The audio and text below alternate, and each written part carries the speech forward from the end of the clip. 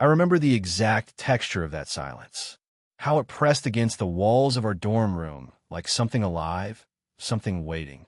The music from the party down the hall had faded hours ago, leaving only the distant hum of the vending machine and the occasional creak of settling wood. Outside, the streetlight cast everything in that sickly orange glow that made our skin look like we were underwater, drowning in amber. Damien stood by the window, his back to me, one hand pressed flat against the glass. I could see his reflection superimposed over the empty quad below, a ghost version of himself staring back at nothing. His shoulders held that particular kind of tension I had learned to recognize, the way he carried himself when he was fighting something internal, something he couldn't name or wouldn't let himself name. I sat cross-legged on my bed, calculus textbook open in my lap, but the numbers might as well have been hieroglyphics.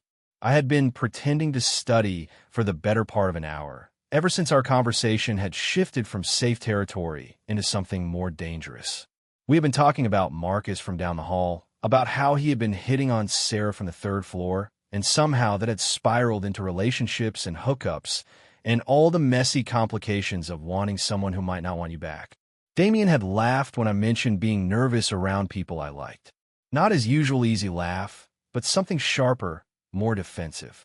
He had said something about how simple it was for guys like him, how uncomplicated attraction could be when you knew exactly what you wanted, when you were sure, when you fit into the neat categories that everyone expected. I'm not into guys, he had said, his voice carrying that edge it got when he was trying to convince himself of something. Never have been, never will be. It's just not how I'm wired. But his reflection in the window told a different story. The way his jaw worked, like he was chewing on words he couldn't swallow.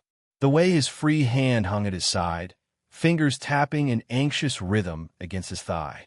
I had known Damien for 8 months now, had shared this small space with him through cramped winter nights and muggy spring afternoons, and I could read the signs of his internal weather like a barometer. Something had been building between us for weeks, maybe longer. Those moments when our hands would brush reaching for the same coffee mug, when he would linger in the doorway of my room just a beat too long, when his laughter would catch and stumble over itself in a way that made my chest tighten. I had told myself I was imagining it, projecting my own wants onto his casual friendliness. But the tension in the room now suggested otherwise. The silence stretched until it became unbearable. I closed the textbook with a soft thud, the sound unnaturally loud in the stillness. Damien's shoulders shifted slightly, a barely perceptible flinch. When he finally spoke, his voice was different. Lower, rougher around the edges, like he had been smoking cigarettes or swallowing broken glass. Still, if I wanted to know what it feels like, would you show me?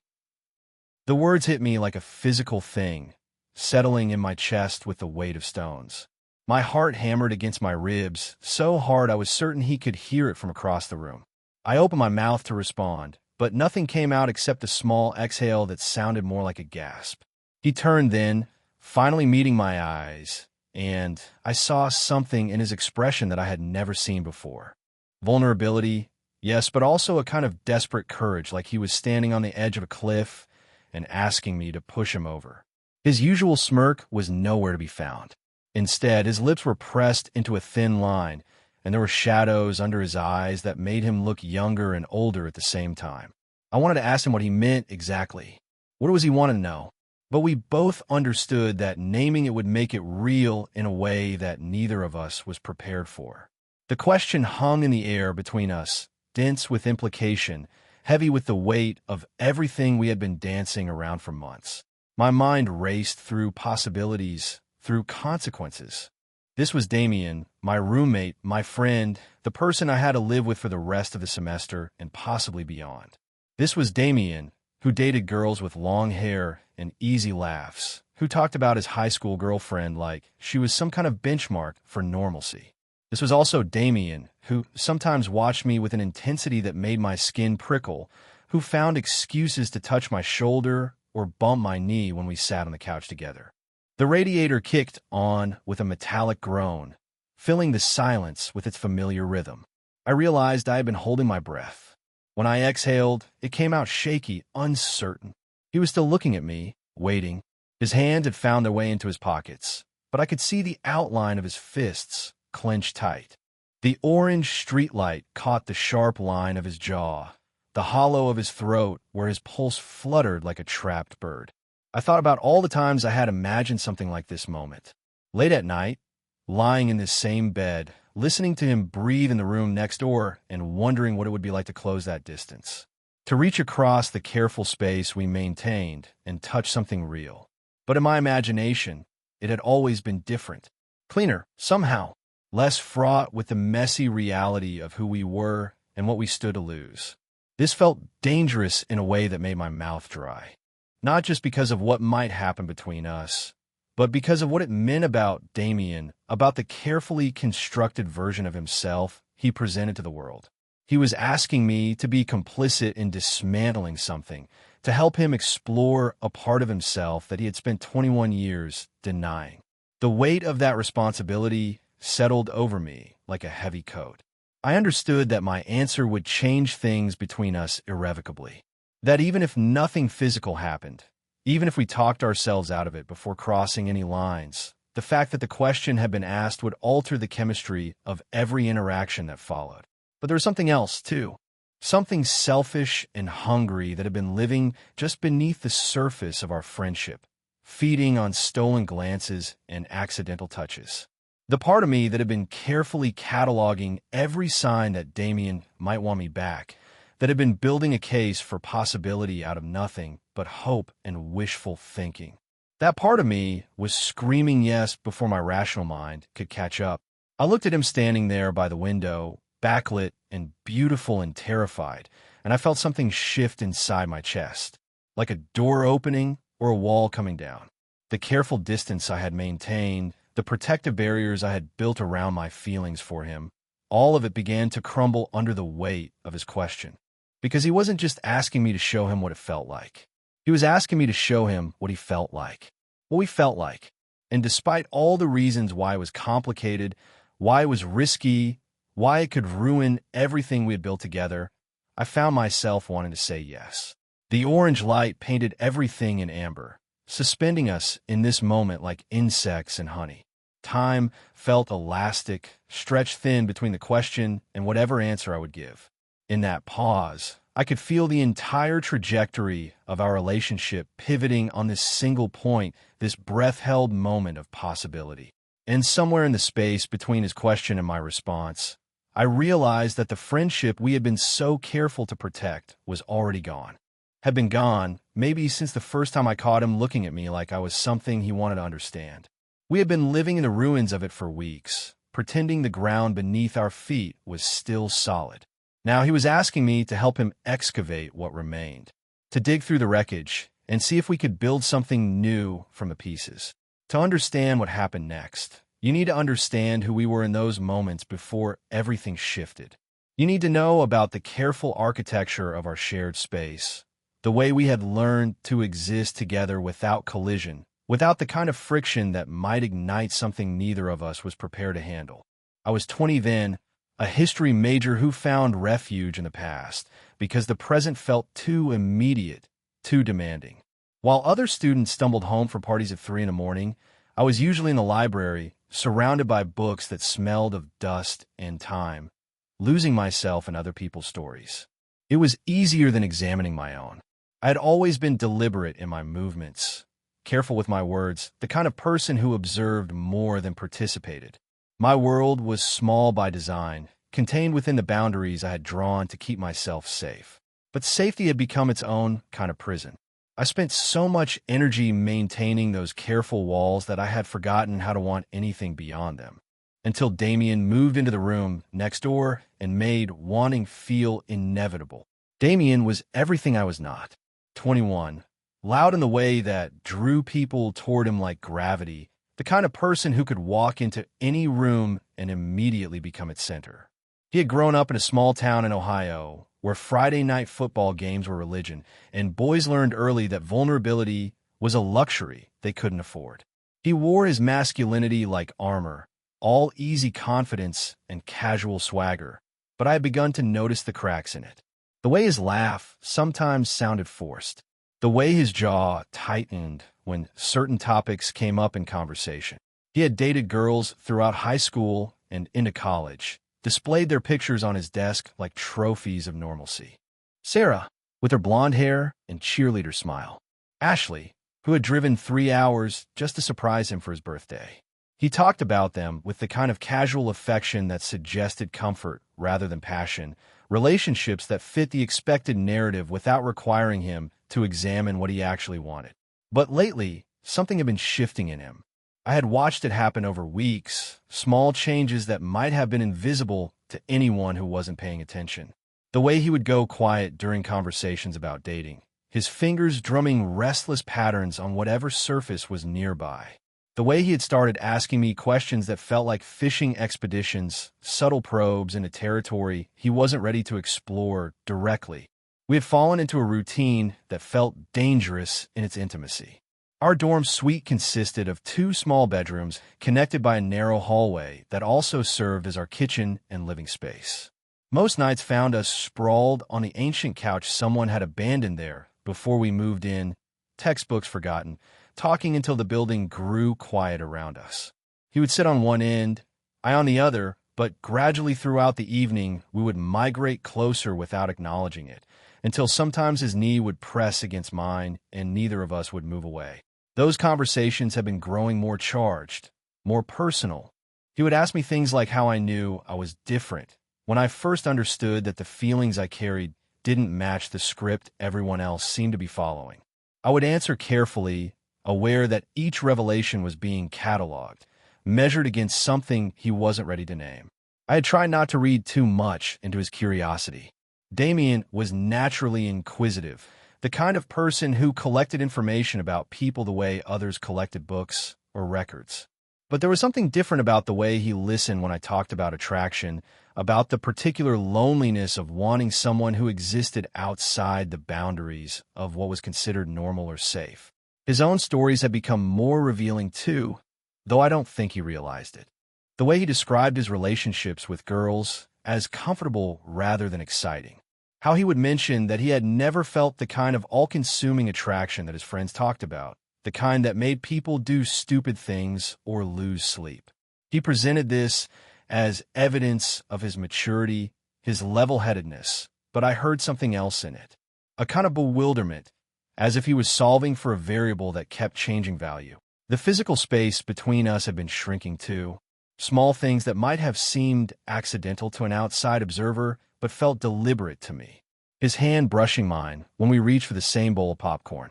The way he would lean close to look at something on my laptop screen, his breath warm against my neck.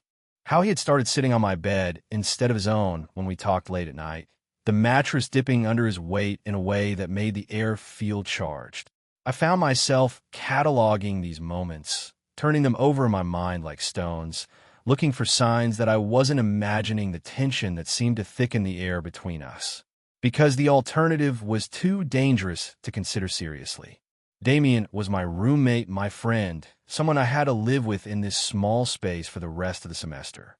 More than that, he was someone who had never expressed any interest in men, who had built his identity around a version of masculinity that didn't leave room for the kind of wanting I recognized in myself. But there were moments when I caught him looking at me with an expression I couldn't decipher. When his usual easy confidence would falter and something more vulnerable would surface in his eyes. Moments when the careful distance he maintained would collapse, and he would move close enough that I could count his eyelashes, smell the soap he used, feel the heat radiating from his skin. Those moments terrified me because they suggested possibility, and possibility was the most dangerous thing of all. It was one thing to want someone you knew you couldn't have. It was another to want someone who might, in the right circumstances, want you back. Now, with his question hanging between us like a bridge, I wasn't sure either of us was brave enough to cross. All of those careful observations and catalog moments felt like they had been building toward this. This choice between safety and truth, between the friendship we had constructed and whatever lay waiting in the space beyond it. I didn't answer him right away. Couldn't. The question sat between us like something physical, something that had altered the very composition of the air we were breathing. My throat felt tight, constricted, as if the words I might say were too large to fit through the narrow space left for speaking. Damien waited, his silhouette against the window, growing more rigid with each second of silence. I could see the tension creeping up his spine, the way his shoulders pulled toward his ears as if he were bracing for impact. The orange streetlight painted half his face in amber, leaving the other half in shadow, and for a moment he looked like two different people occupying the same space. When the silence became unbearable, he shrugged, a movement that was meant to look casual but missed the mark entirely. The gesture was too sharp, too controlled, like he was pulling strings to make his body move in the right ways. He cleared his throat and turned back toward the window, his reflection now a double exposure of vulnerability and retreat. "Forget I said anything," he told the glass, his voice carrying that particular brand of forced lightness that people use when they're trying to take back words that have already left permanent marks. "Just thinking out loud, you know? Sometimes your brain comes up with weird shit when you're tired." But we both knew it was too late for that kind of backtracking. The question had been asked, and once spoken, it had become a living thing that couldn't be recalled or dismissed. It hung in the room like smoke, permeating everything, changing the chemical composition of our shared space. I set my textbook aside and pulled my knees up to my chest, wrapping my arms around them in a gesture that was part comfort, part defense. My heart was still hammering against my ribs, and I wondered if he could hear it from across the room, if the sound was as loud in the real world as it was inside my own head. The truth was, I had imagined this moment countless times, but never quite like this. In my fantasies, there had been more certainty, more clarity. Either he wanted me, or he didn't. Either the attraction I felt was reciprocated, or it wasn't. But this was messier, more complex, threaded through with the kind of confusion that made everything feel unstable. He wasn't asking because he was sure of what he wanted. He was asking because he wasn't sure, and that uncertainty was both terrifying and intoxicating. It meant that whatever happened next would be uncharted territory for both of us, a kind of mutual exploration that carried equal measures of risk and possibility.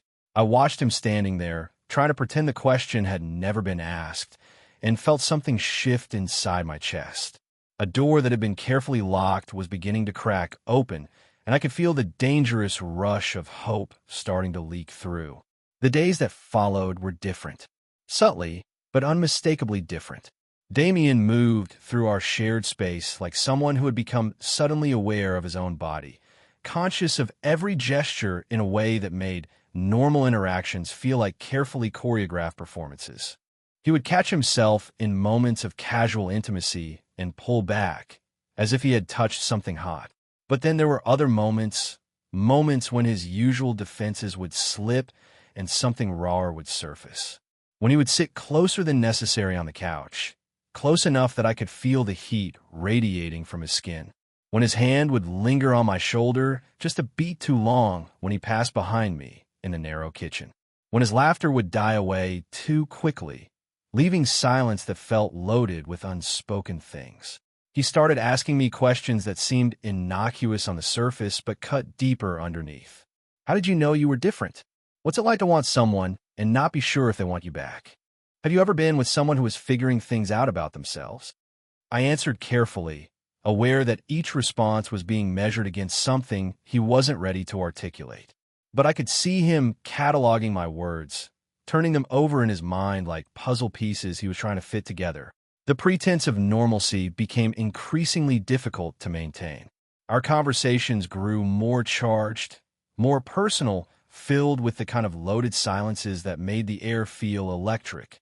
Sometimes I would catch him watching me with an expression I couldn't decipher, his usual easy confidence replaced by something more uncertain, more searching.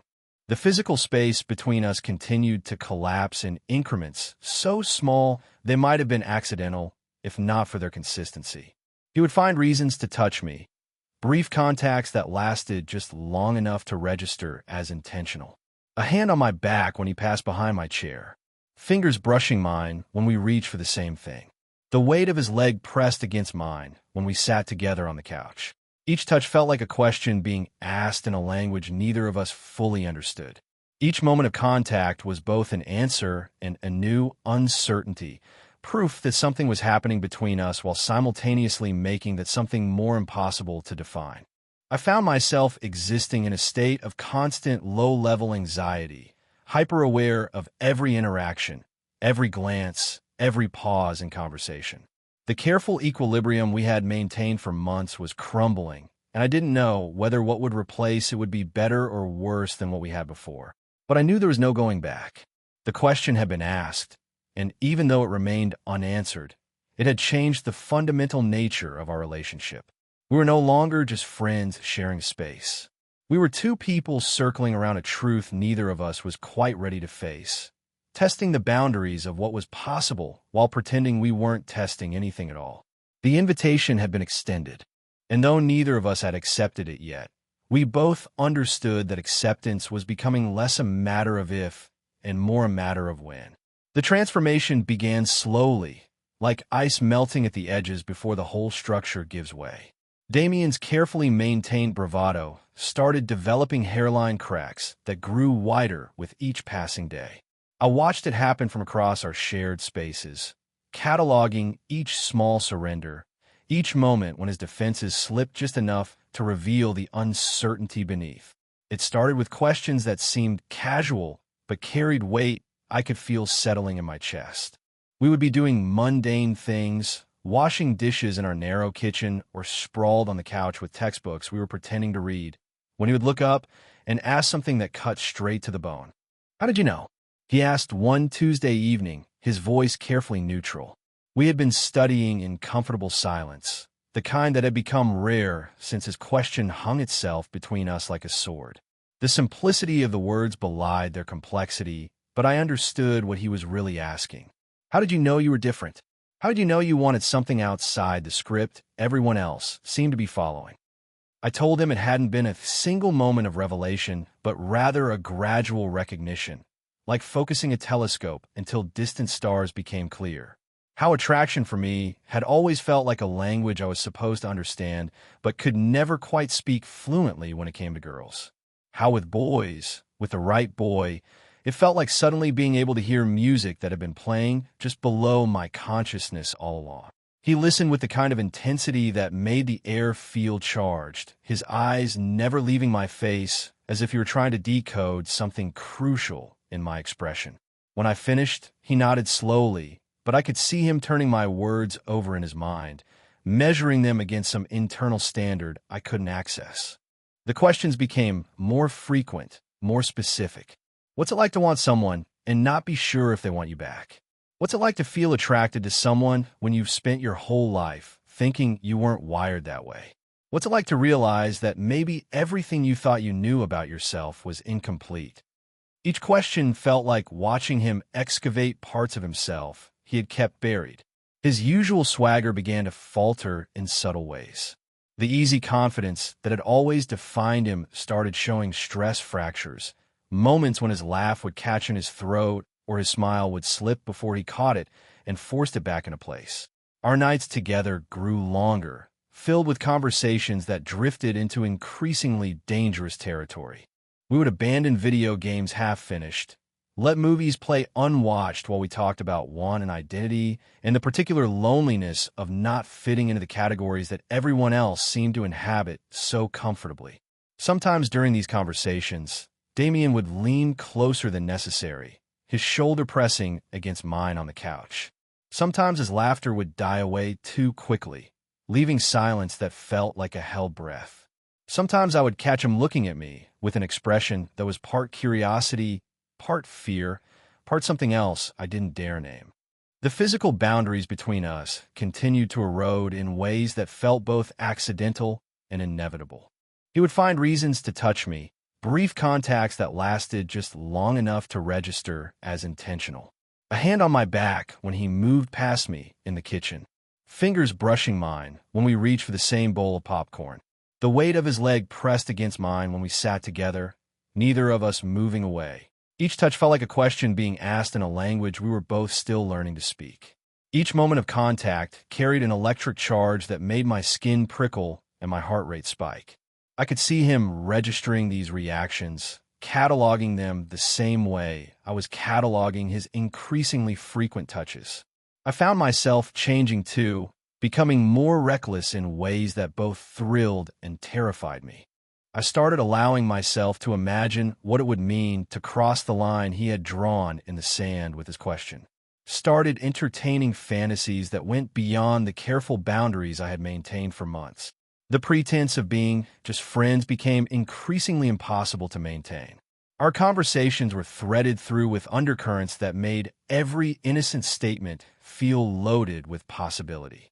When he would stretch on the couch, his shirt riding up to reveal a strip of skin above his waistband, I would have to look away before he caught me staring. When I would laugh at something he said, he would watch my mouth with an intensity that made me forget how to breathe normally. The tension in our small space became almost unbearable. Every interaction felt charged with electricity, every glance held just a beat too long, every casual touch lingering until it became something more than casual. We were both walking a tightrope, trying to maintain balance while the ground beneath us shifted constantly. I could see him wrestling with something that went beyond curiosity, something that was reshaping his understanding of himself in real time. The easy categories he had always fit into were proving inadequate to contain whatever he was discovering about his own capacity for want. And late at night, when the building grew quiet around us and the orange streetlight painted our walls in amber, I would lie in my narrow bed and listen to him breathing in the room next door, knowing that we were both awake, both thinking about the question that had started all of this. The invitation remained unaccepted but not withdrawn.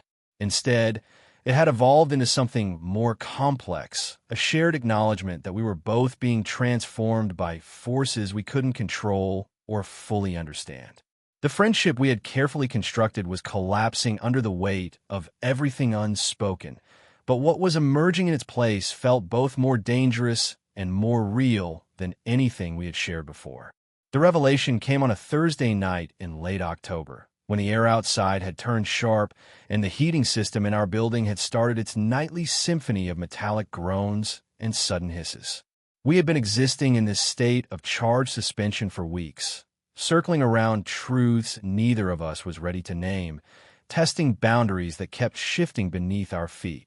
I was lying on my bed, pretending to read a chapter about the Industrial Revolution while actually tracking Damien's restless movement in the next room.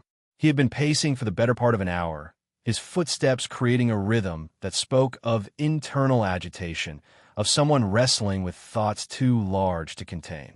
When he appeared in my doorway, I looked up to find him backlit by the hallway light, his face cast in shadow, but his posture readable in the tension of his shoulders, the way his hands hung at his sides like he didn't know what to do with them.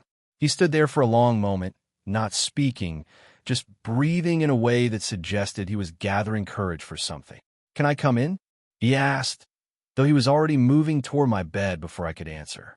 There was something different in his voice, a rawness that made my chest tighten with anticipation and fear in equal measure. He sat on the edge of my mattress, close enough that I could feel the dip in the surface, close enough to smell the soap he used and the faint scent of anxiety that clung to his skin. The orange streetlight filtered through my window, painting everything in that familiar amber glow that had become the color of our most honest conversations. For a while, neither of us spoke. He stared at his hands folded in his lap, and I watched the play of light and shadow across his profile, noting the way his jaw worked as if he were chewing on words too difficult to swallow. The silence felt different from our usual comfortable quiet. This was the silence of someone standing at the edge of a precipice, calculating the distance to the bottom. When he finally spoke, his voice was barely above a whisper, rough with something that might have been fear or relief or both. "I don't get it," he said, still not looking at me. "I've been thinking about this for weeks, and I don't understand what's happening to me." I set my textbook aside, giving him my full attention, even though every instinct told me to look away, to give him the space that direct eye contact might compromise. But something in his tone suggested he needed to be witnessed, needed someone to see him in this moment of unraveling. "I don't even look at other guys like this," he continued, his voice gaining strength but losing its steadiness. "I never have. All through high school, Through college, I've been exactly what everyone expected me to be.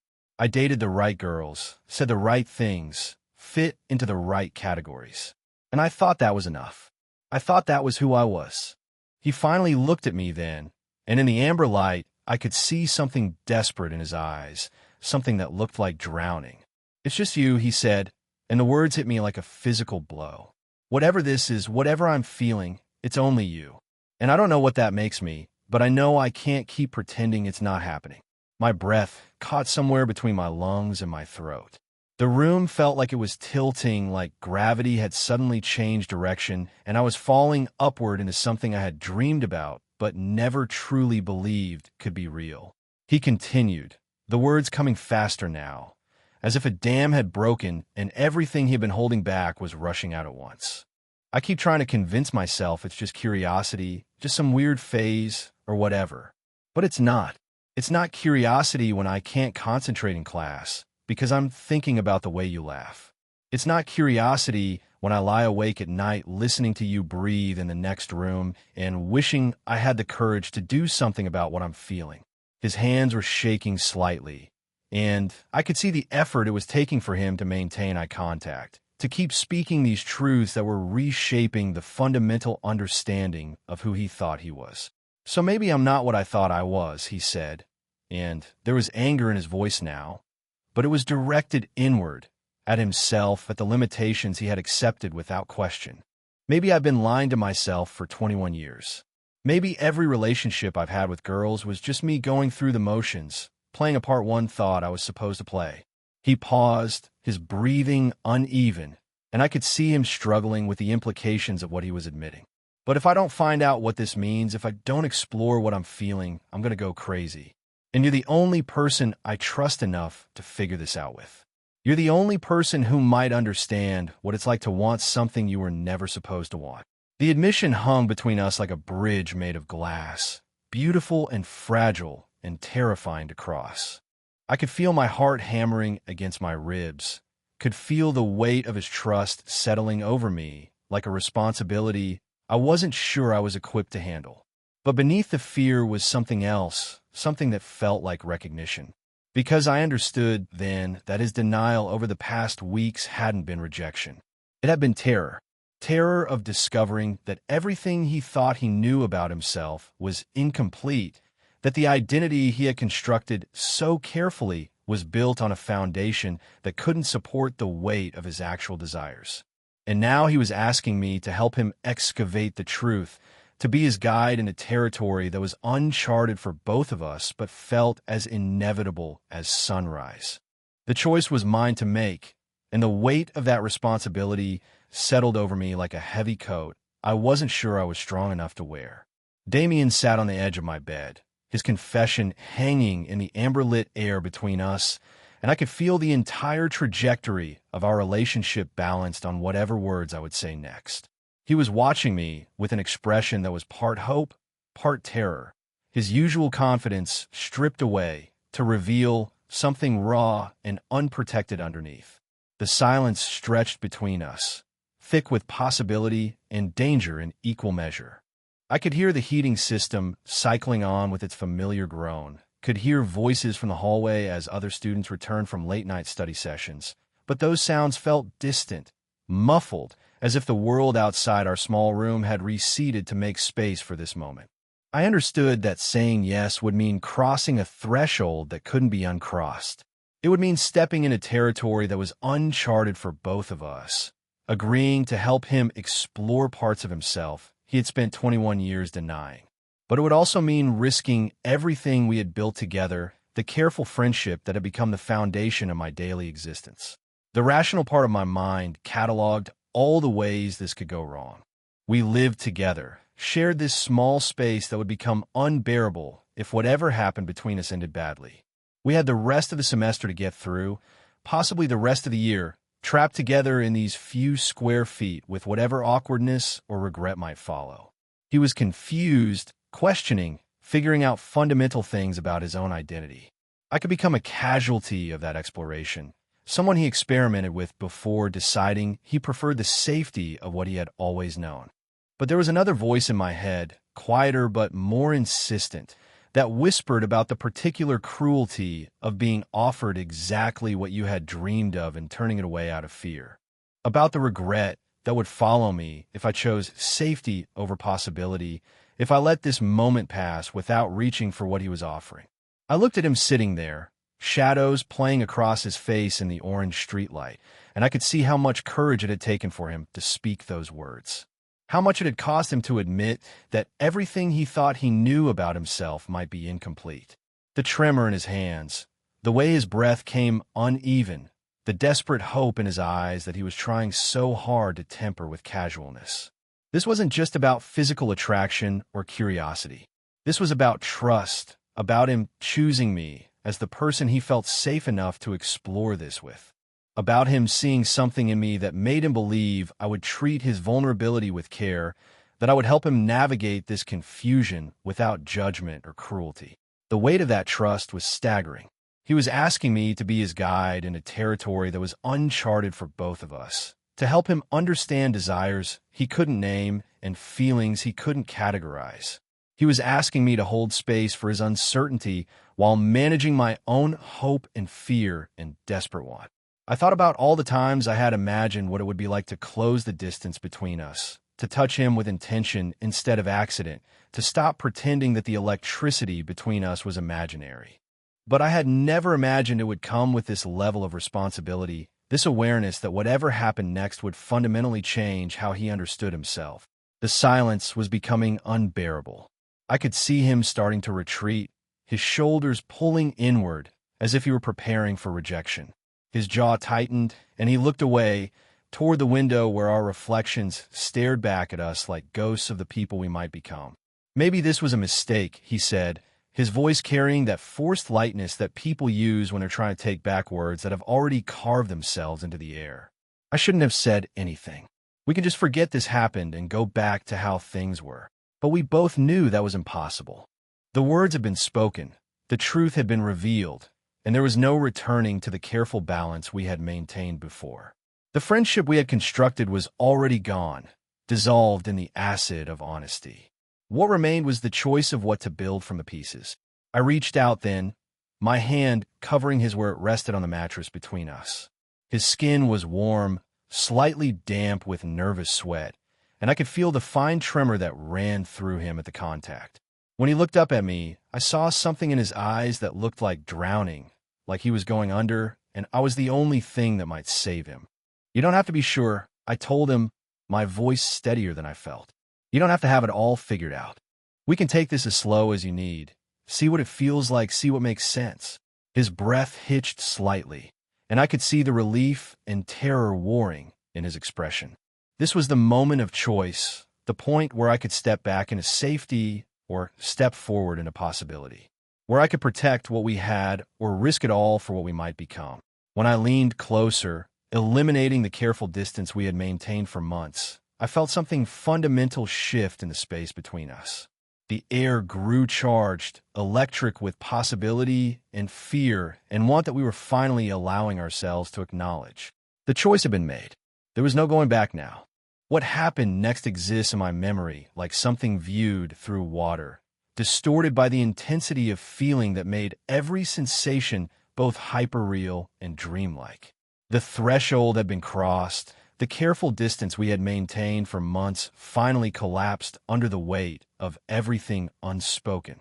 The dorm room became a world unto itself, sealed off from everything beyond its thin walls.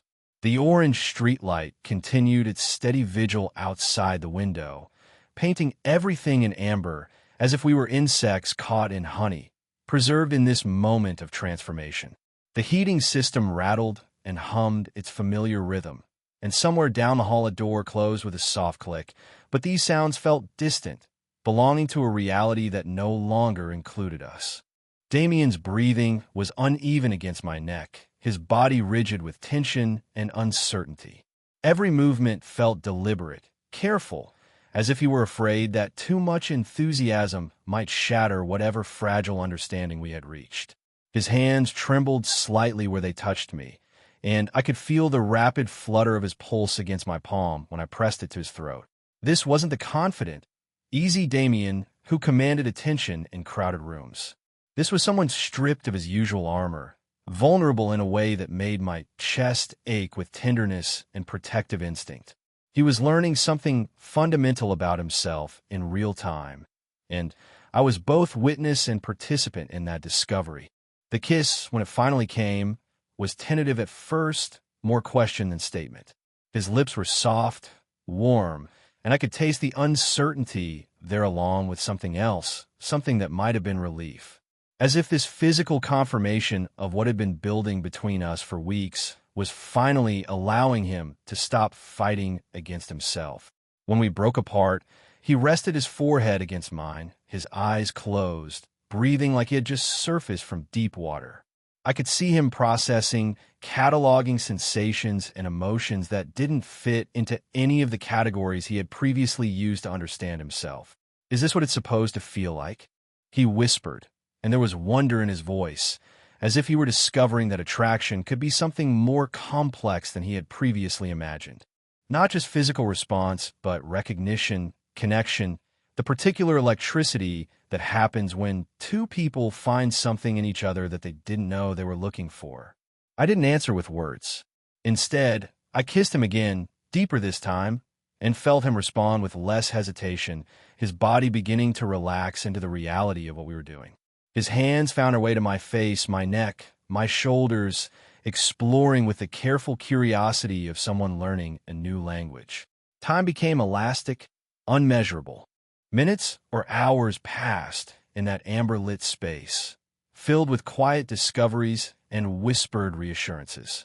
The weight of his body next to mine, the rhythm of his breathing as it gradually steadied, the way he would sometimes pull back to look at me, as if he couldn't quite believe this was real. Eventually, we lay side by side in the narrow bed, the urgency replaced by something quieter but no less profound. The silence between us was different now, charged with the knowledge of what had just shifted between us. Damien's hand remained tangled in mine, his grip tight, as if he were afraid that letting go might cause everything to dissolve back into uncertainty. Neither of us spoke about what this meant, what category it placed us in, what labels might apply to what we had discovered.